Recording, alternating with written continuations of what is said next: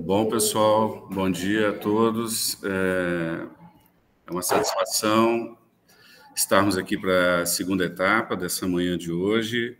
Nós vamos ter agora a nossa segunda convidada, que é a professora Cláudia Hesler. A professora Cláudia Hesler, ela é professora da Universidade de Brasília, tanto da graduação quanto da pós-graduação. A professora Cláudia, ela, juntamente com o professor Isaac, ela é responsável, ela é líder de pesquisa do grupo GEPRAGE, do grupo de pesquisa em retórica, argumentação e juridicidades. E a professora também, né, é uma pessoa que eu conheço há muito tempo, né? Estivemos juntos, contemporâneos em Santa Catarina. A professora Cláudia é gaúcha e hoje a professora está em Brasília e eu tive a satisfação de poder contar com a professora Cláudia como minha supervisora de pós-doutorado na UNB no ano de 2022.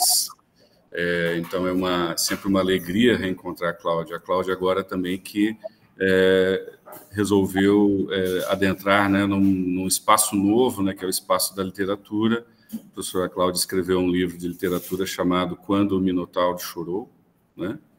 Acho que é mais ou menos isso. O Dia em que o Minotauro Chorou. O Dia em que o Minotauro Chorou, né? Que eu tive a satisfação de ler o livro e agora a gente está participando até de um grupo de leitura coletiva, que é uma experiência nova para mim, e também fica o convite para todos que queiram participar, depois é só entrar em contato comigo. O encontro vai ser segunda-feira às 19 horas. Esse livro está à disposição na Amazon, nas livrarias aí para venda, eu recomendo muito essa leitura. Hoje a professora Cláudia, então, vai conversar conosco sobre o tema ao qual ela se dedica há muitos anos. Ela é professora de teoria do direito e trabalha com teoria da argumentação também. Ela fez a sua tese de doutorado sobre o pensamento do Theodor Vivek, que é um autor muito central nessa discussão, e ela, então, vai fazer uma fala conosco aqui, e depois, então, a gente abre para, eventualmente, aqueles que quiserem fazer alguma pergunta ou dialogar um pouquinho mais com ela, tá certo? Cláudia, então, te agradeço muito, né, por ter aceitado estar aqui conosco mais uma vez, né, não é a primeira vez que você colabora com a gente na nossa disciplina, e eu te passo a palavra. A hora que tu quiseres que eu coloque a apresentação, é só me avisar. Ok, muito obrigada, professor Carlos Magno, bom dia, né, a todas e todos. Vocês estão me ouvindo bem?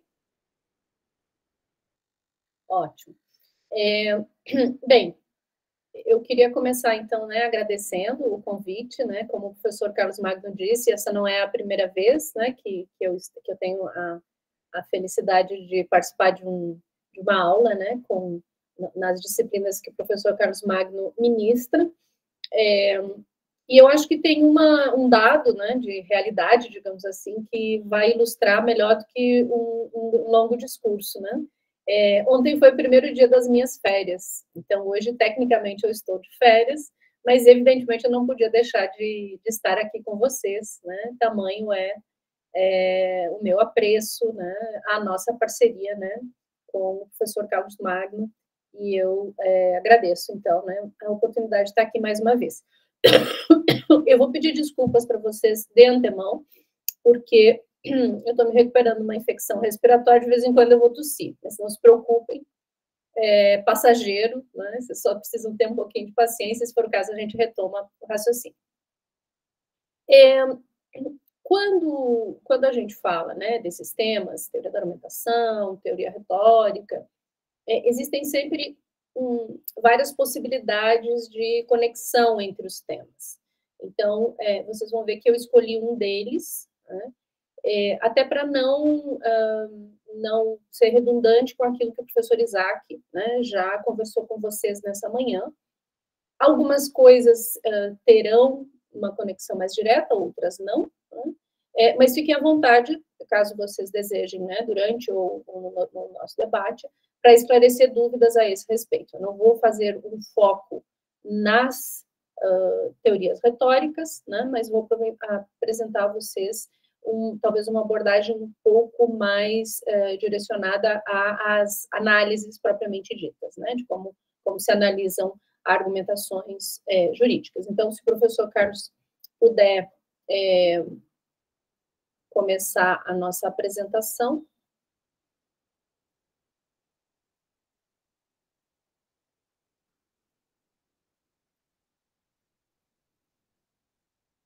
Perfeito. Então, como vocês podem ver, né, no título, Argumentação Jurídica em Análise, eu procurei pensar para essa nossa conversa algo que eu considero que possa funcionar bem, já que vocês estão envolvidos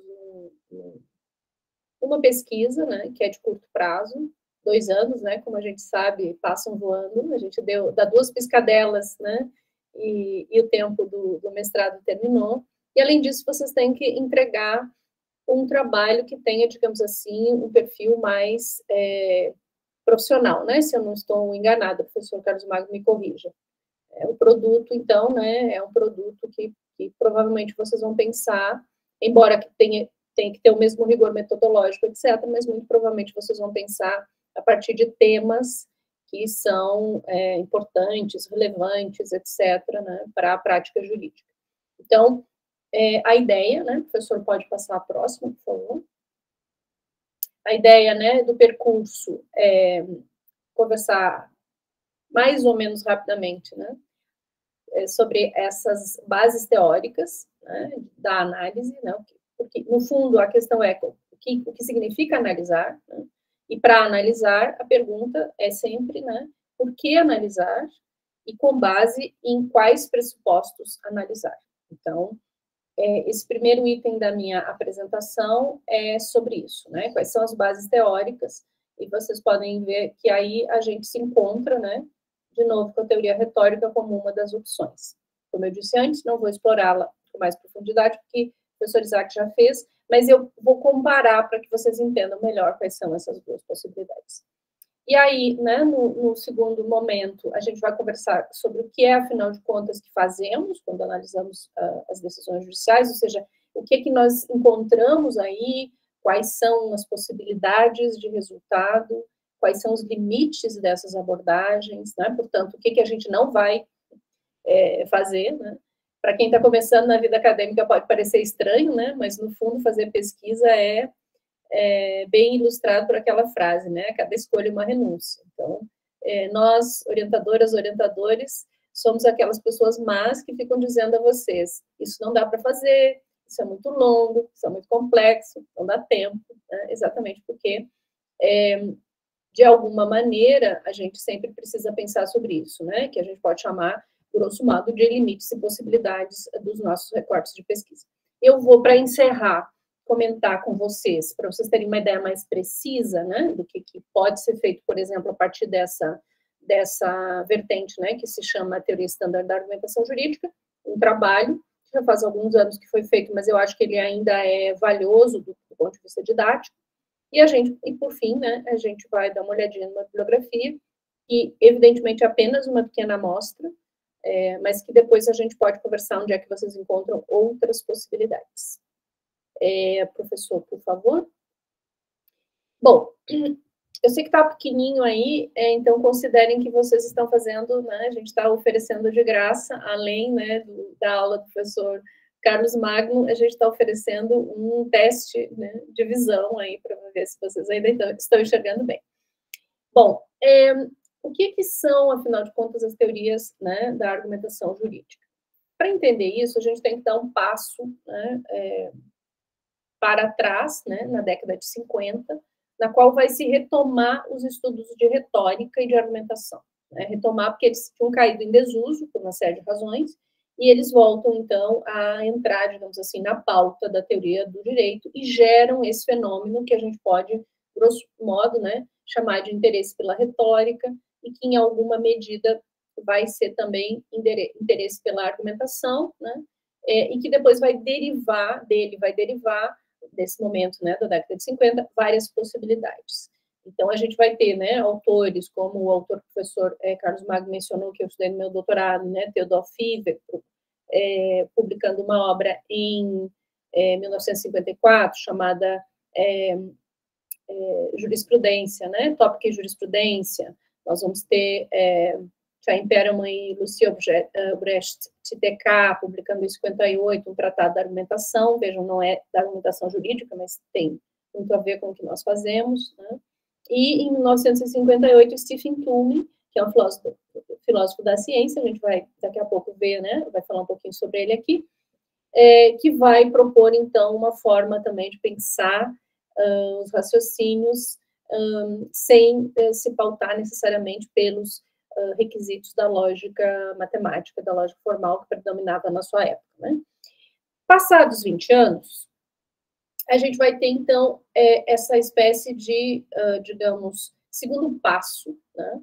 Que é, de um lado, as teorias com uma percepção, né, mais retórica, de alguma maneira isso pode ser encontrado no Fievel, e também no Perelman na TTK, né, menos no Toulmin, mas também uma vertente que vai enfocar, digamos assim, vai colocar seu interesse em alguns temas que tem mais a ver com a perspectiva interna, né, ou seja, da prática do direito vista como uma prática que precisa de guias para discutir a racionalidade dos discursos jurídicos. Então, quando eu digo discurso jurídico, eu estou pensando discursos judiciais, predominantemente, mas discursos legislativos, discursos da doutrina, discursos, eventualmente, né, de tribunais ou de formas, né, de composição de conflito administrativas, e por aí vai, né?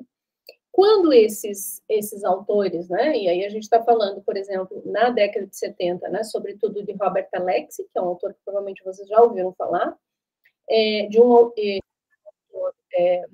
escocês chamado Neil McCormick, também vai publicar no mesmo ano, né? Vocês podem pensar aí sobre, né, essas confluências, né, de 1958, 2 livros, 54, livro do Fievel, né, e agora, 78, a gente tem ao mesmo tempo, né, Robert Alexy e Neil McCormick publicando seus primeiros trabalhos sobre a argumentação pensada nesse sentido, né.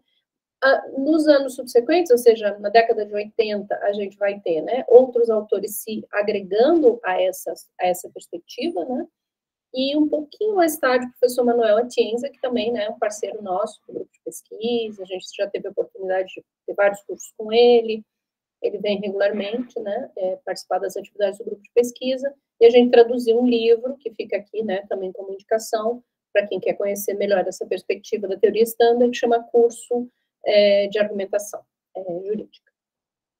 Quando esse povo, né, está produzindo lá na década de 70, o grande problema de pesquisa que os move é tentar compreender como se pode, e se pode, afirmar a racionalidade da decisão judicial. Por que isso é tão importante, né? Porque, de algum modo, é como se a gente tentasse, né, encontrar aí uma forma de dizer que não é simplesmente subjetiva a decisão. Então, evidentemente, não é o grau de objetividade que a gente encontraria, talvez em mecanismos decisórios, né, de outra natureza, mas certamente não é, esse é o ponto deles, né, não é simplesmente subjetivo, e é possível haver um controle dessa argumentação de modo a discutir, né, a sua possível racionalidade e uma decisão, digamos, que possa ser entendida como melhor que a outra. Não se trata, para as teorias da argumentação, né, dessa perspectiva standard, de achar a única resposta correta, mas de poder separar, em primeiro lugar, né, aquilo que é claramente racional, porque não é justificado, e aquilo, a gente vai depois entender um pouco melhor, e aquilo que, em sendo justificado, pode ser considerado uma decisão melhor do que outra. Então, esse é o horizonte, digamos assim, em que se movem esses autores. Por que a gente chama isso de teoria standard? Porque, aos poucos, ainda que esses autores tenham divergências, obviamente tem divergências, né, existe uma certa confluência, de modo que muitos conceitos são comuns. E, especialmente, digamos assim, o empreendimento, né, de discutir racionalidade das decisões judiciais, e depois, mais tardiamente, né, se existe, se é possível, né, enxergar esses mesmos tipos de parâmetro para a argumentação legislativa e para a argumentação doutrinária. Então, quais são, afinal, né, esses pontos em comum, né, que permitem, digamos assim, que a gente os coloque todos debaixo desse guarda-chuva que nós estamos chamando de teorias estándar da argumentação jurídica? Em primeiro lugar, né, quando essa discussão se inicia, lá na década de 1970, há uma recuperação da ideia de diferença entre descoberta e justificação. O que quer dizer isso? Né? O contexto de descoberta seria aquele, pensando já, né, numa decisão, por exemplo, judicial, seria aquele no qual, por N motivos, vamos chamar de motivos, N motivos, aquela decisão aparece como a decisão a ser tomada. Então, a gente está falando aqui de motivos que podem ser psicológicos, sociológicos, no sentido, né, da formação profissional, da formação do indivíduo, né, que está ali como juiz ou juiz, contextos políticos, ponderações econômicas, mas que, de alguma maneira, é mais difícil de perceber. Acho que esse é o ponto importante para vocês entenderem a diferença, porque nem sempre esses processos, eles são perfeitamente conscientes e chegam a ser, digamos assim, trazidos à luz, ou conseguem ser trazidos à luz, né? Tem coisas que a gente pode dizer deliberadamente são ocultadas, e tem coisas que a gente pode dizer, bom, ainda que o sujeito fizesse um grande esforço para não ocultar, ele não conseguiria chegar a uma clareza, digamos assim, absoluta de quais foram todos os elementos que o moveram na direção daquela decisão. Isso é diferente do contexto de justificação, porque o contexto de justificação é discursivo, ou seja, a gente oferece aqui justificativa, então a gente desenvolve um discurso que tem que ter começo, meio e fim, que tem parâmetros de forma, né? Ou seja, a gente tem uma estrutura retórica para esses discursos. Por exemplo, uma sentença tem um modo de ser escrita, uma petição inicial tem um modo de ser escrita, né? Mas já que a gente está falando de decisão judicial, pensem nisso, né? Cada ato judicial tem uma espécie de formato que não necessariamente está previsto, mas que faz parte dessa espécie de regulação retórica, né? E dentro dele, nessa perspectiva das teorias estándar, nós precisamos oferecer argumentos que justifiquem a decisão tomada. Então, essa seria, digamos assim, a distinção entre descoberta e justificação. No mundo ideal, tudo que está no contexto de descoberta apareceria no contexto de justificação e vice-versa. Ou seja, a pessoa que decidiria pelas razões que já são autorizadas pelo sistema jurídico e que já estariam, digamos assim, ou que poderiam estar explicitadas no contexto de justificação. Obviamente, isso é uma idealização, né, que não sobrevive, digamos assim, a um exame, né, mas mesmo um exame mais, como vamos dizer, mais rápido, né, da realidade que nos circunda, especialmente no Brasil. Uma outra distinção que funda, né, essa espécie, né, de composição aí das teorias estándar é a distinção entre casos fáceis e casos difíceis. Essa distinção não é nova, né, ela não é inventada por esses teóricos, mas ela é reinterpretada, né, ela vem de um debate anterior de teoria do direito, né, que é o debate Hartwig, mas ela é repaginada, digamos assim, para mostrar que, nos casos, primeiro, né, para vocês entenderem melhor, não existe um caso fácil ou difícil do ponto de vista argumentativo. Né? Aqui vale o gerúndio do pessoal do telemarketing. Né? Nós estaremos fazendo, então, nós estaremos olhando, nós estaremos oferecendo uma argumentação para um caso, e se a solução, se a justificação, se a argumentação goza de um grau maior de consenso naquele momento, naquela comunidade jurídica, nós vamos chamar isso de caso fácil. Por quê? Porque nós não vamos precisar mobilizar todos os argumentos possíveis, nós não estamos contestando necessariamente uma solução que já está apresentada. Então, pensem numa espécie de princípio da economia. Eu não preciso ser redundante e falar tudo de novo. Eu não preciso ser redundante e argumentar tudo de novo. É como se eu pudesse usar premissas implícitas, que já são aceitas e, portanto, não precisasse mencioná-las explicitamente. Já os casos difíceis, eles estão difíceis naquele contexto, por quê? Porque eles têm algum grau, digamos assim, de diferença com aquilo que já é consensual naquela comunidade jurídica naquele tempo histórico. Então, ou porque a solução não é boa, ou porque a realidade social mudou, ou porque, enfim, porque tem alguma coisa aí que exige uma argumentação muito mais aprofundada, muito mais bem cuidada, com esforço, inclusive, né, persuasivo muito maior. E, portanto, digamos assim, por que eu disse, ele não é, ele está sendo? Porque um caso pode aparecer para a gente como fácil no momento e difícil no outro, e isso pode mudar ao longo do tempo. Eu não vou explorar isso longamente, mas pensem, por exemplo, na regulação da união estável no Brasil ao longo das décadas, né? A gente passou de uma situação de analogia com a sociedade de fato do direito comercial, vejam, então era claramente um caso difícil, foi necessário inventar, né, trazer pela analogia uma argumentação. Isso depois de um certo tempo foi legislado, essa legislação deu conta de alguns problemas e, portanto, naquele momento talvez a gente tenha podido falar de um caso fácil.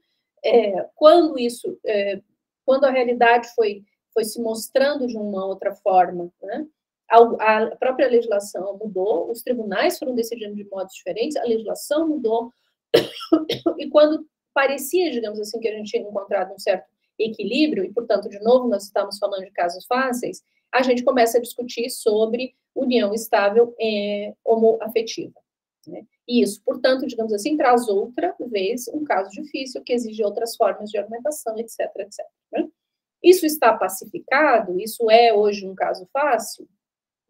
Depois da resolução do CNJ, depois que isso se tornou uma coisa mais presente, né, socialmente, talvez. Mas vejam, isso não encerra a discussão. Né? Hoje a gente tem ações judiciais discutindo se é possível ter união estável entre mais do que duas pessoas. Então, lá vamos nós, né, para outro caso difícil.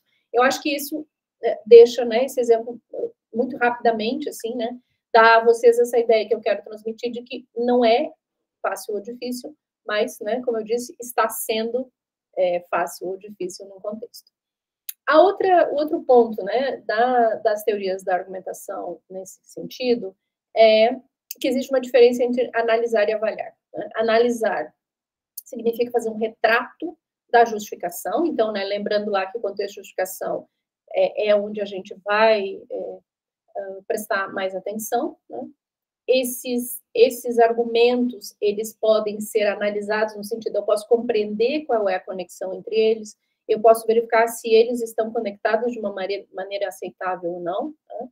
E isso é diferente de avaliar, porque quando eu avalio, né, lembrem que eu comentei há pouco, avaliar significa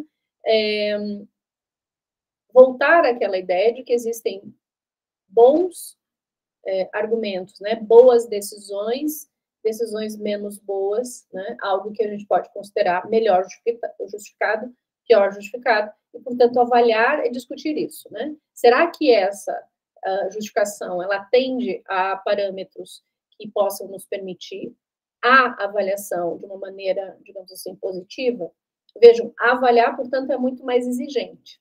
Analisar é relativamente mais fácil. É claro que exige decisões, portanto, não é puramente, nunca vai ser, né, objetivo, mas exige decisões de interpretação, né, e de como é que essa análise será conduzida, mas, de algum modo, né, a avaliação exige ainda mais.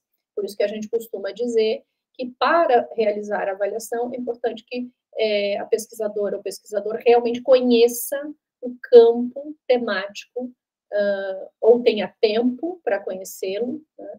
Porque exige, por exemplo, compreender bem quais são as teorias dogmáticas predominantes, como é a jurisprudência, e depois, quando a gente chegar nesses critérios, né, de avaliação, a gente vai, então, conversar um pouquinho melhor, acho que vocês vão entender melhor.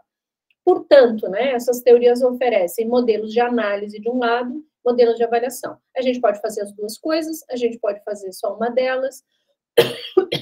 Raramente a gente faz usa só um modelo de avaliação, porque se a gente está se debruçando sobre aquilo, possivelmente é um caso difícil, e, portanto, a argumentação é complexa, e, portanto, eu preciso primeiro entender a argumentação para depois poder discuti-la propriamente, né? De uma maneira geral, eu acho que já ficou claro que é uma maneira de se aproximar, né, das decisões judiciais sem que a gente fique refém, né, do que eu costumo chamar, né, e o pessoal do grupo de pesquisa que está aqui nos assistindo vai lembrar disso, que é o critério da ponta do nariz, né? Ou seja, meu nariz aponta para um lado, eu acho que essa decisão é boa ou é má, e, portanto, eu a critico sem ter parâmetros, né? A ideia aqui é poder exatamente ter parâmetros, e na medida em que temos parâmetros, podemos, inclusive, fazer estudos que podem ser de longo prazo, comparativos, de contraste, etc. Né? Podemos passar, professor.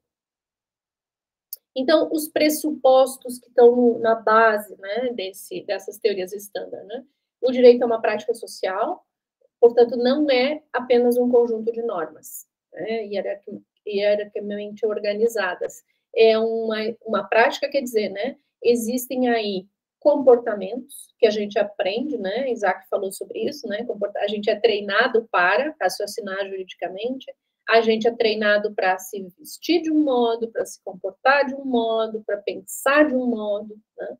E, de alguma maneira, isso compõe o que a gente chama de direito como uma prática social. Vejam também que aqui a gente está falando de que o direito ele é constantemente construído. Ele não é, né, de novo, né, ele está sendo. Aqui é um jeito de usar o gerúndio, digamos, que é praticamente necessário, né? Se ele é uma prática social, quer dizer que ele não é uma construção que tem um momento inicial e final, mas que ele está constantemente, né, sendo reconstruído. O pressuposto, né, de que é possível avaliar a racionalidade de uma argumentação, né, como eu já comentei com vocês, é isso que aparece na década de 70. A racionalidade é uma propriedade atribuída a partir de um conjunto de critérios, né, construídos pelas teorias da argumentação, depois a gente vai ver quais são, e a racionalidade é um elemento da prática jurídica, ou seja, o que eles estão dizendo?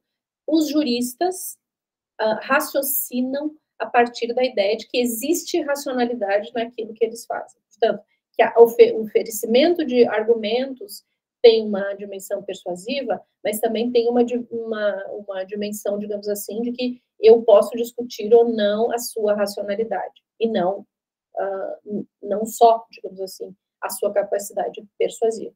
Por isso que teóricos, né, dessa vertente tendem a não concordar com teóricos da teoria retórica do direito, né, porque aqui tem esse ponto, digamos assim, de afastamento. Podemos passar, professor. De uma maneira muito rápida, né, porque o professor Isaac já falou sobre isso, as teorias retóricas concordam que o direito é uma prática social, né, mas discordam, é um anterior. Isso, rapidamente aqui, né. Elas concordam, né, que seja uma prática, elas não concordam, digamos assim, com essa centralidade da racionalidade, né. Elas entendem que essa prática são constantemente disputados, sentidos simbolicamente construídos, e o poder, né, circula, digamos assim, também a partir dessa construção simbólica. É preciso compreender quais os mecanismos, né, de persuasão empregados pelos juristas para construir e reconstruir seus universos simbólicos na prática social. É disso, né, que o professor Isaac estava falando para vocês quando ele usou a metáfora, né, tanto da aranha quanto a metáfora das formigas. E racionalidade, nesse sentido aqui, não é necessariamente algo que não exista, mas é mais um mecanismo na construção, né? O uso da ideia de racionalidade é entendido aqui como um mecanismo persuasivo. Então, basicamente, esse seria o pano de fundo de ambas as teorias. Como eu disse, eu vou me centrar, né, nas teorias estándar. Podemos passar. Então, agora a nossa pergunta, né, chega nesse ponto em que a discussão é, considerados esses pressupostos, considerada, né, essa história, o que se busca, então, né? Como é que eu faço isso, né? Analisar e avaliar. Podemos passar. E aqui, vejam, existe uma definição do que é uma boa fundamentação judicial, né? Então, o que seria ter uma decisão justificada? Porque esse é um primeiro ponto de partida que a gente tem que ter claro, né? Se eu estou querendo entender como é que essas decisões podem depois, né, ser criticadas, etc., avaliadas, e a gente está falando de casos difíceis, portanto, uma argumentação complexa, a gente precisa, então, ter algum tipo de parâmetro sobre o que é fundamentar, né? Então, essa é uma definição do professor Manuel Atienza, naquele livro que eu já mencionei para vocês, e ela tem, né, 4, digamos assim, grandes elementos, né? O primeiro, né, é um raciocínio que tem uma estrutura lógica reconhecível e que satisfaça algum esquema de inferência válido. Vejam, não tem um único modo de pensar isso, podem ser esquemas dedutivos, indutivos, e uma série de discussões aí da lógica formal. Normalmente a gente não vai fixar muito a nossa atenção sobre isso, porque é muito raro que haja uma violação lógica, assim, gritante, né? Por mais que a gente possa criticar a qualidade das argumentações, em regra, o problema não reside aí, né? Não reside na sua, digamos assim, estrutura lógica. Baseado em premissas, ou que a gente pode chamar de razões, relevantes, vejam, e suficientemente sólidas, ou pelo menos mais sólidas do que as que poderiam ser apresentadas em favor de outra solução. Aqui a gente entra no cerne da questão, né? Que é, bom, então, o que é que eu posso oferecer como razões no sentido jurídico, né? Não só no sentido jurídico, mas predominantemente no sentido jurídico, e aqui a gente vai falar de teorias, a gente vai falar de dogmática daquela área, a gente vai falar de interpretações que coordenem, digamos assim, diferentes normas entre si, argumentações teleológicas, né, e outras formas, digamos assim, que aparecem nesse recorte, que vejam, é predominante, nós podemos chamá-lo, né, se o primeiro é formal, esse é predominante material. O que nós queremos dizer com material? A gente está preocupado com a qualidade das razões apresentadas, e não com a sua forma. E aí, né, de uma maneira que é menos saliente, né, menos, digamos, importante para essas teorias, que persuade de fato ou tenderia a persuadir. E aí vejam, né, por que ela é menos, assim, essa teoria é menos interessada na dimensão retórica do que as teorias retóricas, né? Porque ela vai entender que a gente até pode pesquisar o que persuade de fato, mas a gente pode ficar num plano que é um plano mais idealizado, que tenderia a persuadir um auditório que obedece a certas condições ideais, tem informações suficientes, né? Ou seja, essas condições ideais são informações suficientes, atitude imparcial e racionalidade. Então, como se a gente projetasse um ser humano, né, que pudesse se colocar nessa posição, né, ou seja, informação suficiente, uma atitude imparcial e que agisse de modo racional. Portanto, estivesse, por exemplo, aberto a aceitar argumentos, tentasse diferenciar a sua atitude, digamos assim, pessoal em relação ao tema, né, do que parece correto em relação ao direito e coisas desse gênero, né? Não, racionalidade, né, não recuse, digamos assim, uma solução porque ele parece não atender seus interesses, né, seria um parâmetro também que a gente poderia pensar não só de imparcialidade, mas de racionalidade. Esteja motivado a dar razões quando questionado, né, esse é o digamos assim, o mínimo do conceito de racionalidade para essas teorias.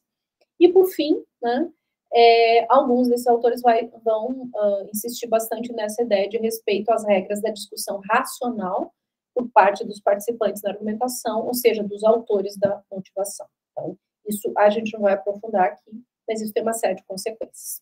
Podemos passar. Bem, então, desse ponto de vista, né, os modelos de análise, como eu já comentava, buscam revelar a estrutura argumentativa que foi utilizada no discurso, né? Então, decisão, no nosso caso, né, estamos pensando mais na decisão judicial, mas poderia também ser um texto, né, um texto de doutrina, um texto de um outro tipo de discurso, né, um texto, por exemplo, de discursos dos advogados. E a gente tem alguns exemplos, eu trouxe 2, só para vocês entenderem um pouco melhor do que a gente está falando. Então, podemos passar. O primeiro foi concebido por esse autor que eu mencionei rapidamente, né, que publicou um livro em 1958, o livro se chama Os Usos do Argumento, e a tese central do Turing, nesse livro, que é uma coletânea de artigos, é exatamente a ideia de que quando nós interagimos uns com os outros, né, argumentativamente, isso quer dizer que nós temos uma pretensão de racionalidade implícita. O que quer dizer isso? Eu não vou discutir com vocês se o melhor pão francês de Niterói ou de Brasília é o da padaria X ou Y, sem que eu tenha a pretensão de oferecer a vocês argumentos que sejam aceitáveis e que sejam, nesse sentido, racionais para aquele campo no qual estamos nos movendo. E dependendo do campo, por isso que a gente chama isso de campo-dependência, dependendo do campo, o tipo de, digamos assim, garantias e de apoio dessas garantias vai variar. Então, obviamente, se estamos discutindo o pão francês, não vamos usar os mesmos tipos de argumentos que nós usaríamos se estivermos discutindo se vai chover em Brasília depois de 150 e não sei quantos dias sem chuva. Não é a mesma coisa que discutir se uma decisão, né, se uma parte, um argumento, ou o argumento, né, final de uma decisão judicial está correto. Então, como é que o Turing pensa isso, né? Ele vai dizer que existem elementos, né, às vezes esse esquema aparece também como layout de argumentos, né? Então, o layout seria o quê, né? O claim, que é uma espécie, né, de afirmação, como se a gente estivesse fazendo uma asserção que, digamos, propondo uma tese, se vocês quiserem, né? Que é ao mesmo tempo o início e o fim, porque é isso que a gente vai dar como, né, provado em algum momento. Em seguida, né, a gente apresenta os dados, ou seja, as razões que justificam a afirmação que a gente fez no momento anterior. E vejam, aí a gente começa a navegar por uma perspectiva mais interativa mesmo, né? Então, o mínimo que eu teria seria, né, a afirmação inicial e as razões que justificam a afirmação e um enunciado geral que garante que esses dados sejam aceitáveis para aquele tipo de decisão.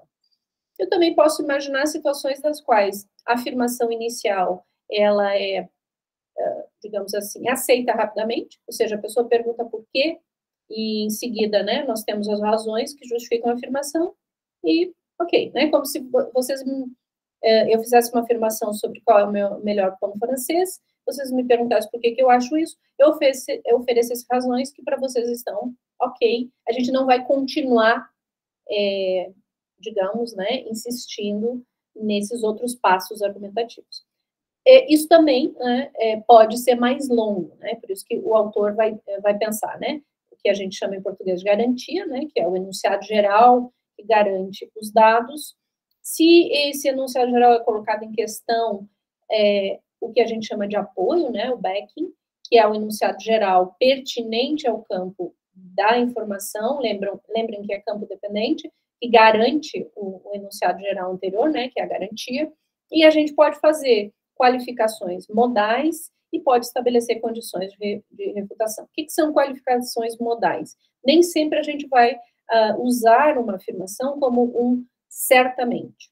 A gente pode dizer possivelmente, geralmente, né, na maior proporção possível, coisas desse gênero podem aparecer, né, como qualificadores modais. E condições de refutação seria, para falar de uma maneira mais simples, quando a gente já embute uma espécie de cláusula de exceção. Então, isso é assim, né, pelo esquema que a gente está apresentando, a não ser que. Então, esse a não ser que é o que a gente chama de condições de refutação. Podemos passar adiante, professor. Então, no esquema, né, dá para vê-lo de vários modos, né, não existe uma única maneira de representá-lo, mas, de um modo geral, eu acho que fica aceitável, já que a gente está pensando nesse sentido interativo, pensar que a gente começa com o C, né, que é essa afirmação inicial, oferece os dados, né, oferece a garantia, né, que é aquela ideia, né, de um enunciado geral, E na garantia a gente pode ou não já colocar a condição de refutação. Vejam que ali já está, né, a menos que R.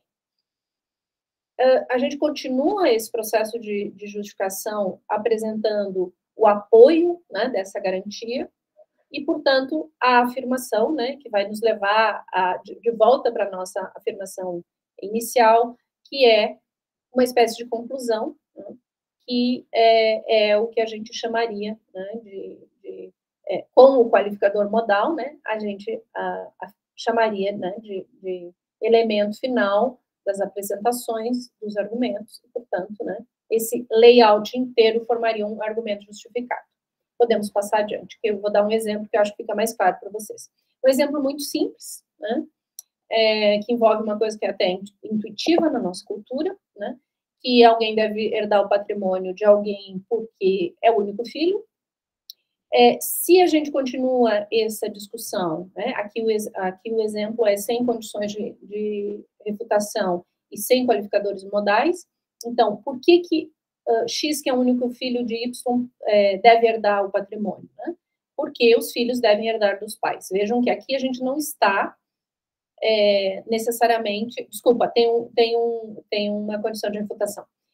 A gente não está aqui necessariamente já partindo para uma justificação diretamente jurídica, né? Mas, de algum modo, jurídica num sentido geral. Né? A gente não está oferecendo uma norma, mas a gente está partindo, né, da existência de normas. Por quê? Porque a gente está dizendo os filhos devem herdar dos pais, a menos que o X, né, que é o filho, tenha causado a morte de Y. Ou seja, né, uma das situações que a gente pensa como situações que impedem, né, a herança, né, de ser transmitida para aquela pessoa. Então, né, de onde é que isso sai, né? Qual é o nosso apoio final, né? Porque assim prevê o artigo 1829 do Código Civil. Vejam que aí a gente volta para o início, né? Então, X deve realmente herdar o patrimônio de Y. Não sei se isso ficou claro, se não ficou, por favor, me interrompam e a gente continua, ou questionem, depois a gente continua. Podemos passar adiante, professor.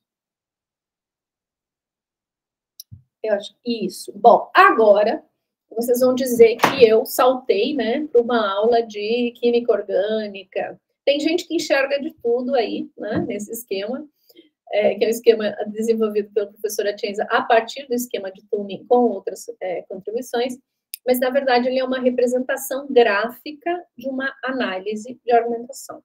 E ela parte do pressuposto, né, por isso que vocês têm dois lados, de que um lado é a argumentação sobre fatos e, de outro lado, é a argumentação propriamente interpretativa.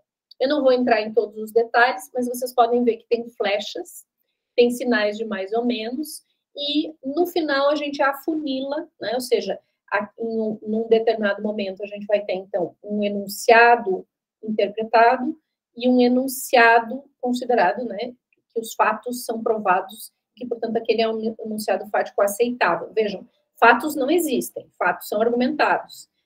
Normas, elas precisam de interpretação. Inicialmente, elas são um texto, e esse texto não é a norma. Né? Ele é um enunciado linguístico que precisa passar por interpretação.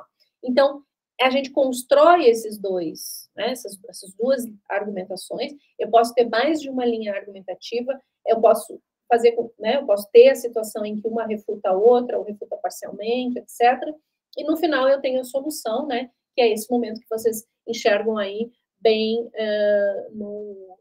que leva, né, à solução apresentada. E que supõe-se, né, se for uma decisão racional, supõe-se que, tendo sido argumentado até aí, a decisão tomada corresponde à solução apresentada. Se não, a gente teria uma violação de regras lógicas, né, como se o argumento, toda argumentação fática, toda argumentação de interpretação nos levasse a uma conclusão e eu dissesse que vou decidir de outro modo. Isso não faria sentido, né? Isso seria um dos modos pelos quais a gente poderia pensar, né, aquela ausência de fundamentação no sentido propriamente formal, né? O que é muito raro. Normalmente isso a gente não vai encontrar. Podemos passar adiante, professor, por favor?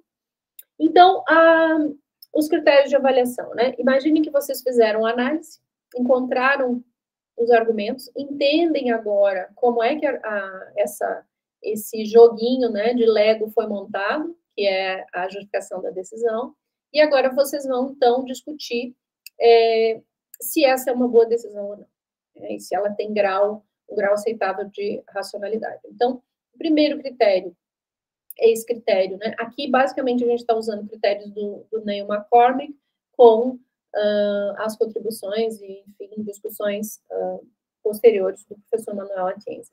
Então, o primeiro é entender se essa argumentação, e, sobretudo, se esse resultado da argumentação, ou se partes desses argumentos, né, lá na argumentação fática ou na argumentação interpretativa, podem ser universalizáveis. O que quer dizer isso, né? Que a gente não está fazendo um discurso ad hoc só para aquele caso, mas que, de algum modo, a gente está aceitando que, se é assim para esse caso, é assim para casos semelhantes que acontecerão no futuro.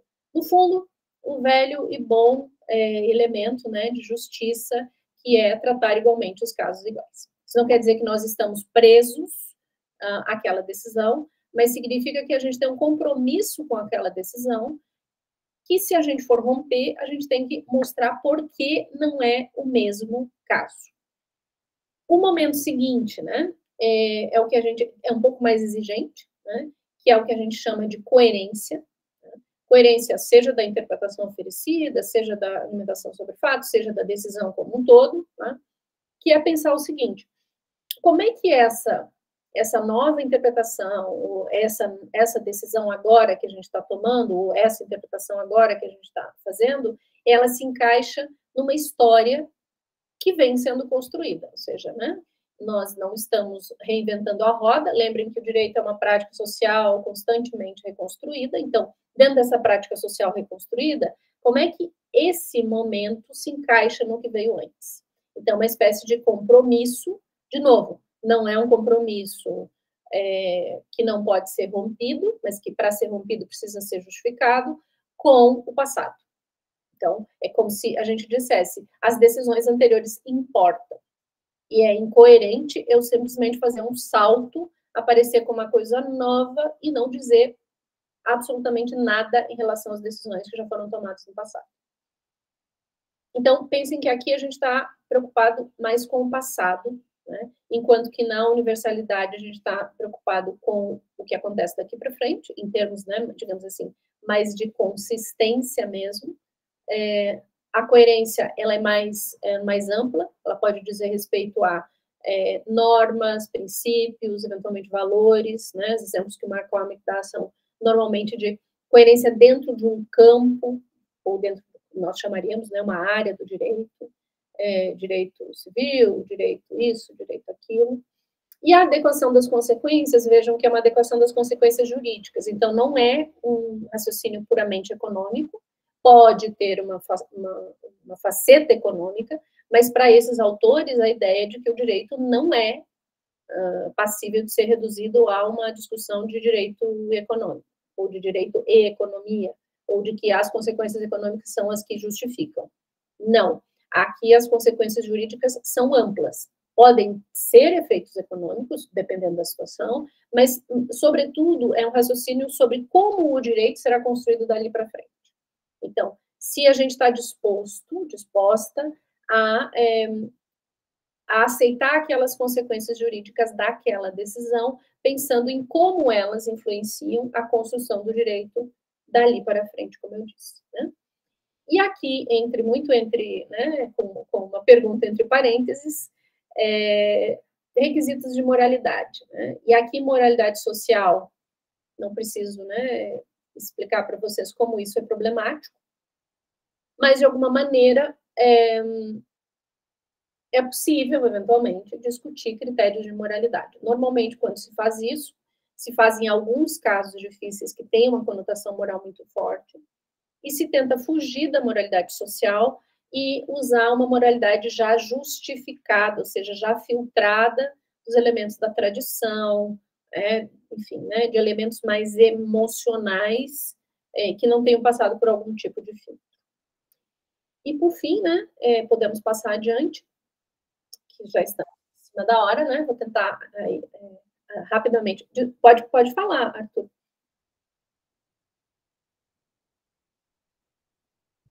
Ah, ok. Você queria falar ou você queria só concordar?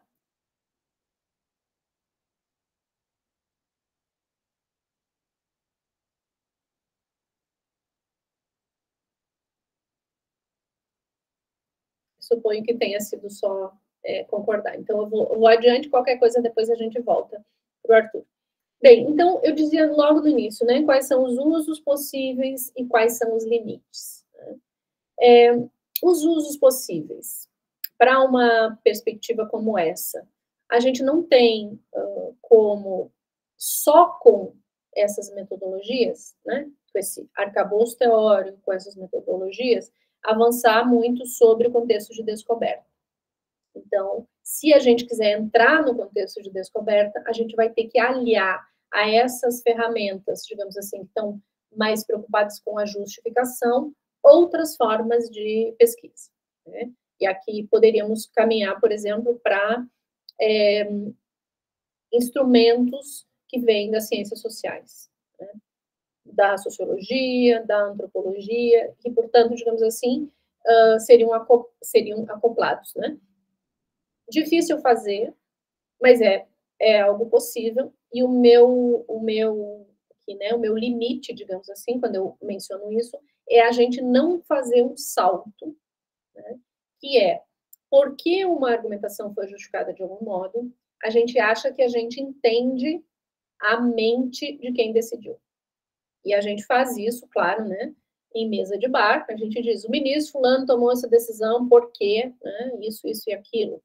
O que pode até ser verdade, mas eu não tenho como, numa pesquisa acadêmica, se eu não tiver como dar, né, informações mais plausíveis e, digamos assim, eventualmente até conclusivas sobre isso, eu estaria dando um salto argumentativo, eu estou fazendo um salto no escuro. E é muito difícil conectar uma motivação, digamos assim, sociológica, política, etc., com esse argumento, ou essa forma argumentativa, ou esse, digamos, essa estrutura argumentativa que foi apresentada. Então, isso é um tipo, digamos assim, de limite. Né? Os usos possíveis. Né? Eu acho que os usos possíveis são, né, nos ajudar a entender, do ponto de vista de quem está dentro da prática jurídica, como é que se vê, desse ponto de vista interno, a racionalidade dessa argumentação. Né? Então, eu estou partindo de alguns pressupostos que a gente anunciou lá no início, né? Prática social, essa prática tem racionalidade, os participantes dessa prática aceitam a ideia de racionalidade, né? E, portanto, eles estão discutindo sobre as melhores soluções, né? E não apenas as soluções. Vejam, não estou dizendo apenas no sentido pejorativo de modo nenhum, né? Mas aqui a ideia é, eu não estou buscando o que é persuasivo, eu estou tentando entender o que é que, para aqueles participantes, é considerado racional. Então, esse é o uso, digamos assim, que normalmente a gente faz. Podemos seguir. E aí, vou dar um exemplo, né, para vocês, de um conjunto de pesquisas que foram feitas no grupo de pesquisa, né, nas quais nós usamos aquele esquema de Turing, né, e para análise e para avaliação os critérios propostos pelo Neil McCormick, que vocês, né, que eu rapidamente aqui mencionei. Vejam que não usamos moralidade, né, usamos universalizabilidade, coerência e adequação das consequências. Podemos passar adiante. E os resultados, né, considerando várias pesquisas de uma maneira, né, mais ampliada sobre temas, mas que se centrou nos tribunais superiores, especialmente STJ e STF, e que tem, né, um conjunto de decisões analisadas, nos leva a esses resultados, né? Então, a gente tem dificuldade em separar o que é realmente razão de decidir do que é apenas um comentário paralelo, uma informação, uma digressão, que é o que a gente chama de opter dicta. Né? Há uma dificuldade em perceber também, ou há uma ambiguidade no modo como esses decisores lidam com casos fáceis e difíceis. O que quer dizer isso? Um caso que mereceria mais argumentação, uma argumentação mais cuidada, às vezes recebe uma argumentação praticamente, digamos assim, se não inexistente, muito curta, como se fosse uma coisa tão óbvia que ninguém precisa justificar, né? A gente tem citação de autores sem contextualização e também tem um excesso de citações. Eu acho que se vocês lidam com a prática, né, judicial e jurídica de modo geral, a gente está habituado a isso. Parece que para nós é um sinônimo, né, de alguma coisa bem escrita, né? Pontilhar os raciocínios, né, com muitos autores. Isso é uma forma de argumento de autoridade, tem sua explicação retórica, mas, né, é um apontamento importante aqui dessas pesquisas. Pouca clareza, vejam, aqui é um problema de coerência, né? Pouca clareza sobre a relação entre a decisão tomada e as demais decisões do próprio tribunal, ou, às vezes, do próprio ministro, né? No caso de estando ministra, estamos falando dos 2 tribunais superiores, né? Um uso de elementos de direito estrangeiro, né, que também é meio indiscriminado, né? Assim, parece que é uma amostra enfim, foi colhida por motivos, enfim, a pessoa, né, que redigiu a decisão, ou as pessoas que redigiram a decisão, têm conhecimento daquela língua estrangeira, tiveram contato com aquele caso, mas não contextualizam e não justificam apropriadamente por que aquele caso é importante para a solução desse caso, digamos assim, brasileiro, né? O que ele nos diz sobre? Então, é como se ficasse aqui, de novo, né? Mais com um elemento persuasivo do que como um elemento, digamos assim, justificado racionalmente. E, por fim, né? Uma coisa que talvez vocês também já tenham percebido, mas que a pesquisa comprova, né, com N exemplos, é que as decisões são tomadas por unanimidade ou por maioria, mas as razões não são necessariamente coincidentes e, eventualmente, elas são discordantes entre si. Então, se vocês forem ler com atenção a decisão das células-tronco, vocês vão ver que há o uso de princípios, cada um interpreta o princípio de um determinado modo e, eventualmente, dá uma interpretação do princípio que é claramente discordante da outra pessoa que julgou, e mesmo assim é uma decisão por unanimidade. Então, né, outro elemento disso, né, que aparece com alguma frequência especialmente em decisões tomadas em turmas, né, que são colegiados menores, decisões por unanimidade, mas que mudam de teor de acordo com o relator a relatora. Então, né, quando eu sou a relatora, eu apresento a solução de acordo com as ideias que me parecem corretas, o professor Carlos Magno me acompanha, né, e o Arthur também me acompanha. Aí, quando é o professor Carlos Magno o relator, ele tem uma visão diferente, eu e o Arthur o acompanhamos e ninguém discute. Ou seja, é como se a gente se guiasse pelo critério da relatoria e não pelo critério, né, de qual é a solução aceitável. Podemos passar adiante, e aí eu vou encerrar. Então, o que isso nos mostra, né? E aí, vejam, por isso que é interessante a gente perceber que não se trata simplesmente de escolher, eu vou analisar, ou eu vou avaliar decisões porque sim, porque eu tenho curiosidade, né? Mas tem que ter alguma motivação, né? Alguma motivação no sentido, né, da pesquisa. Então, a gente pode entender que esses mecanismos que as teorias standard oferecem, eles são mecanismos para mapear algo, porque, né, a gente tem um objetivo de discutir mais especificamente, né, esses resultados. Então, uma dessas formas, né, de discutir, e um dos resultados, né, ao qual nós chegamos é exatamente esse, né? Há uma dificuldade muito grande de controle público das decisões, porque as decisões são difíceis de compreender, as justificações não parecem fazer sentido, decisões por unanimidade ou por maioria, sem que haja discussão, deliberação dialogada, né, e por aí vai. E, portanto, né, essa é uma forma, né, uma fórmula, digamos assim, retórica, que eu acho que é interessante para chamar a nossa atenção, né, que eu chamo de paroxismo de razões versus razão nenhuma. Então, de vez em quando a gente tem, ou com alguma frequência a gente tem, um discurso muito longo, aparentemente cheio de razões de decidir,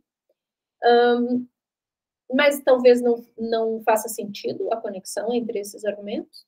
E às vezes a gente tem, quando necessitaria de uma argumentação maior ou mais bem cuidada, a gente não tem oferecimento praticamente de razão nenhuma.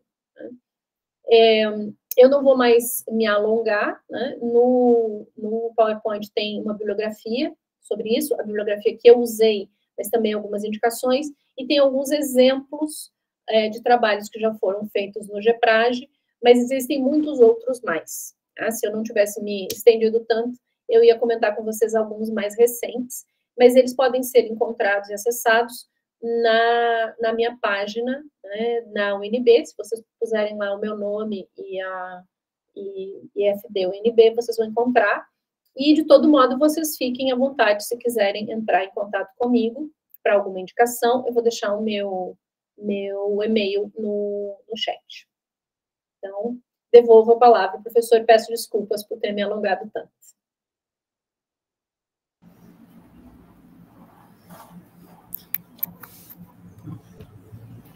Palminha aqui. Bom, na verdade, obrigado, né, Cláudia? Obrigado pela tua exposição, né? Não se alongou muito, não, né? Foi ótima, foi dentro do previsto aqui, né? E a gente tem agora, inclusive, um tempo para, eventualmente, se alguém quiser fazer alguma indagação, eu acho que é sempre importante...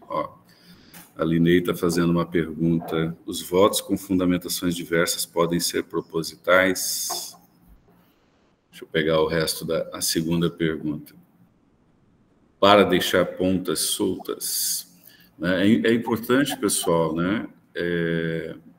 A gente ter consciência, né, de que agora é um momento que a gente pode, eventualmente, fazer algumas indagações, né, para a professora, né?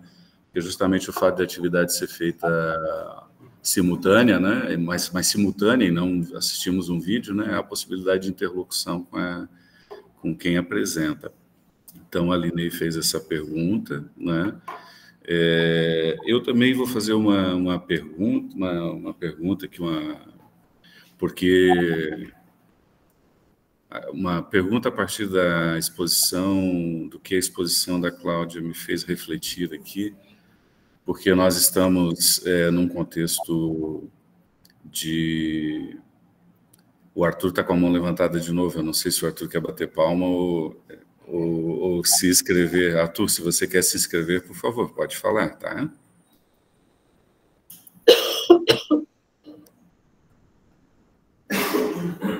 Bom, o Arthur está, assim, em problemas. Bom, então, como eu ia dizer,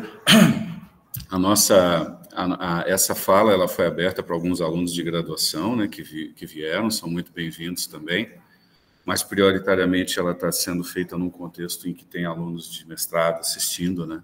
Então, a tua fala, assim como a do Isaac, eu vejo que ela é muito importante, porque uma das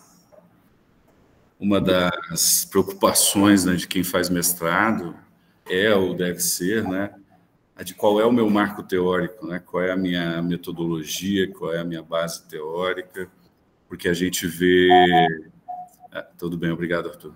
A gente vê muitas vezes os trabalhos sendo feitos assim de maneira meio intuitiva, espontânea, inclusive com análises de decisões, às vezes com comparações, né? Eu tive recentemente uma banca em que era feita comparação de decisões da Suprema Corte dos Estados Unidos com decisões, aliás, não decisões da Suprema Corte, decisões da Câmara que regula a Bolsa de Valores nos Estados Unidos com a nossa Câmara aqui, né, ligada à Bovespa, né?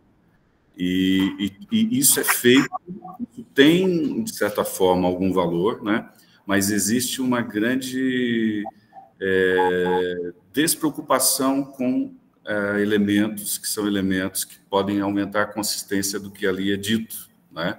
Que tem a ver com essa questão do marco teórico, com a questão, né, do tipo de abordagem, né? Às vezes é feito lá, vou fazer um estudo comparado, não tem uma bibliografia sobre o que é direito comparado e tal. Então, essa é uma preocupação que a gente, quando está no mestrado, a gente tem que ter, né? E o pessoal aqui está na primeira, segunda semana de aula, então tem que ligar esse botão de alerta, né? Porque algum marco teórico há que se ter, né, na sua dissertação, e ele tem que ser identificável. Identificável não só porque na introdução disse, esse é meu marco teórico, mas na forma de inteligibilidade dos resultados que são apresentados, né, aquilo aparece, né, de maneira que aumenta a consistência. E aí, Cláudio, eu estava vendo aqui, a gente viu primeiro o Isaac falando de uma abordagem mais ligada à retórica, né, e a sua mais ligada à argumentação, e eu fiquei pensando, né, porque a retórica parece, assim, a mim, né, pelo menos me parece, que é uma abordagem mais descritiva, né, das situações discursivas. O professor Isaac, ele falou em realismo, né, que é sempre uma palavra muito complicada, porque todo mundo se acha realista, né, ninguém se acha fora da realidade, mas, enfim, ela faz algum sentido. E a teoria da argumentação, ela parece que tem um elemento assim mais normativo, né? E não tão normativo ao ponto de dizer, estou em busca da resposta certa, né? Como do Orkin, o Brasil aqui, o Lenny Streck, mas de que seria possível não só dizer como a decisão está fundamentada, mas dizer se ela está bem fundamentada ou é melhor fundamentada do que, vamos supor, numa situação de vários votos, né, se um voto seria melhor fundamentado que o outro e tal.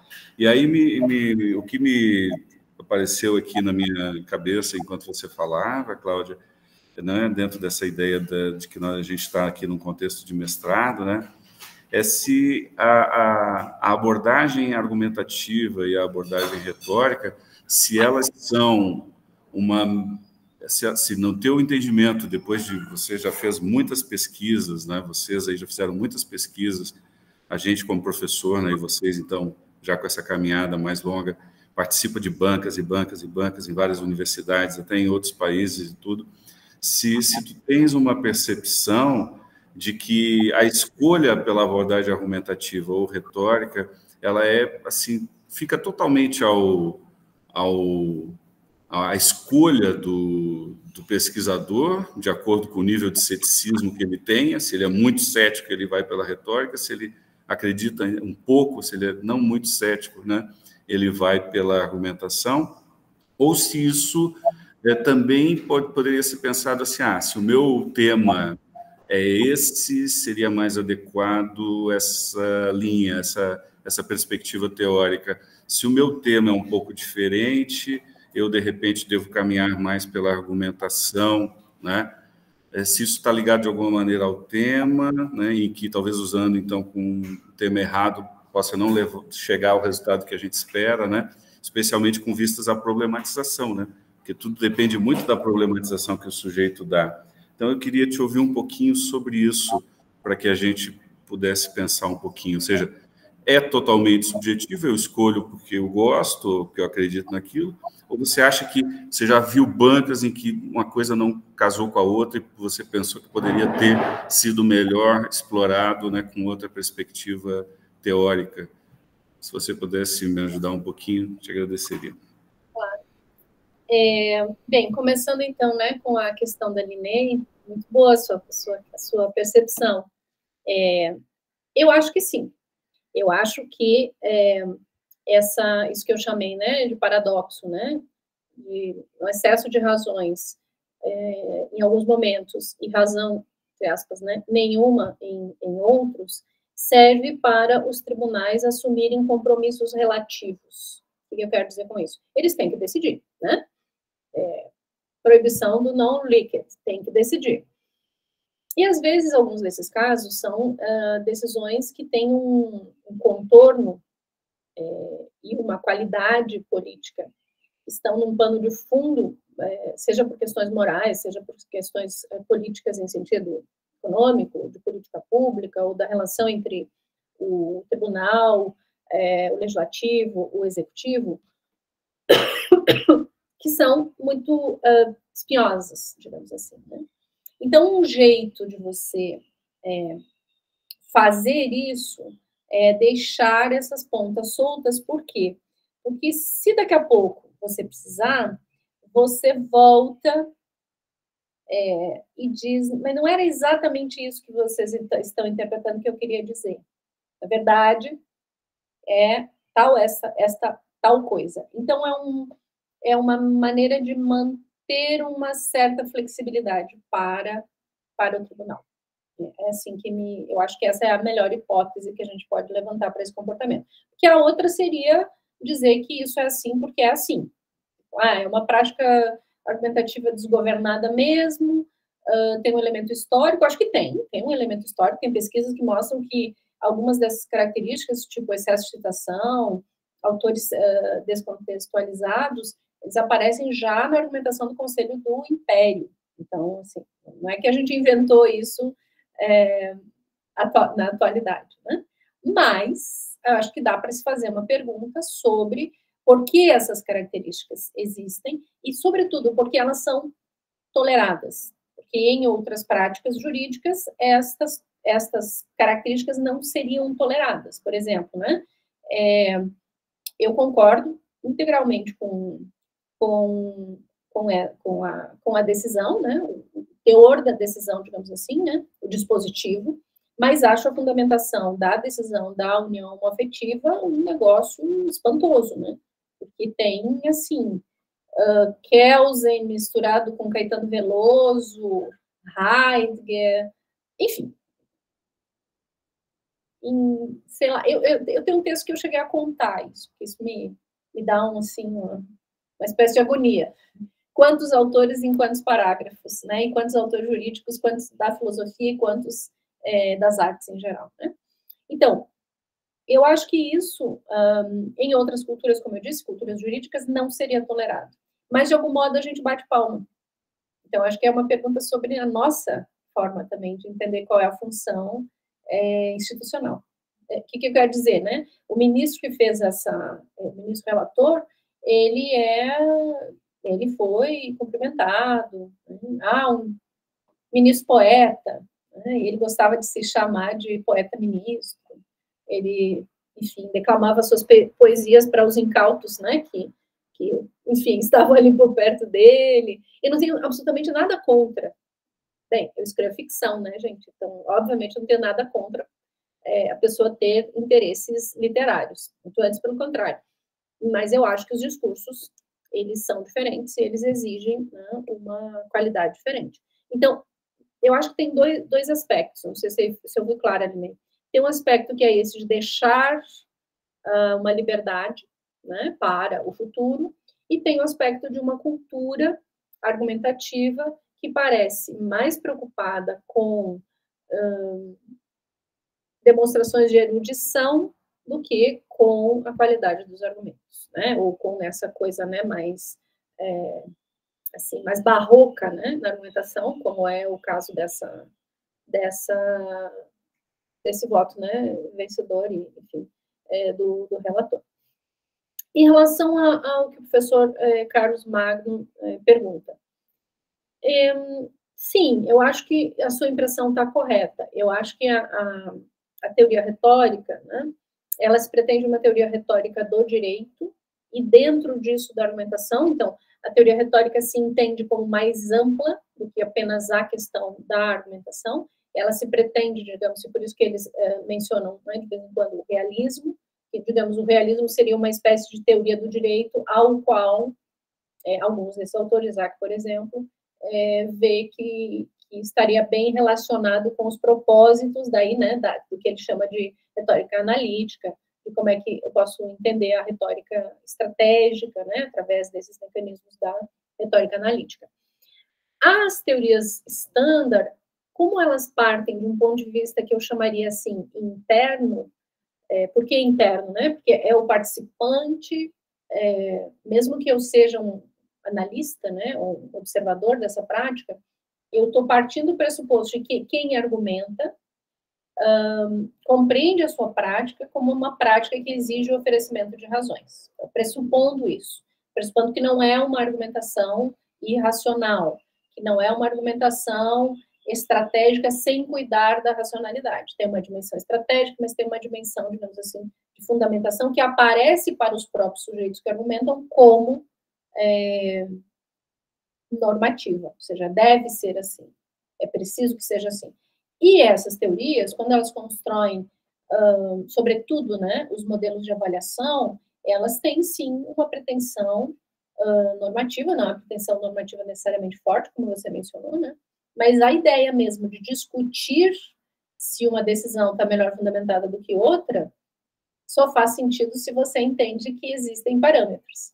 Então, ela tem uma pretensão de guiar, de melhorar a prática. E, nesse sentido, eu acho que a gente pode dizer, sim, né, que as teorias standard são normativas. Se assumem enquanto tal, e se assumem tão enquanto tal, que que esses autores normalmente mencionam qual é o modelo de Estado, e, portanto, qual é o modelo, digamos assim, de Estado no sentido democrático, constitucional, etc., né, que para o qual essas teorias fazem sentido, ou foram construídas a partir dessas ideias. Né?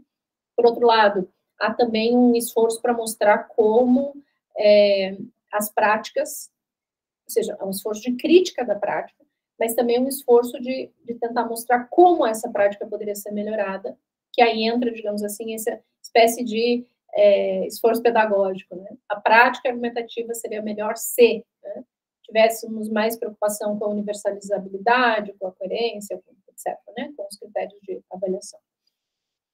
E, por fim, né, é uma roleta russa, a gente acorda de manhã, né, e olha para o céu e pensa, acho que eu vou fazer uma pesquisa retórica. Né? O outro dia a gente acorda, né, um ano depois a gente acorda e pensa, vou fazer uma pesquisa a partir da teoria standard.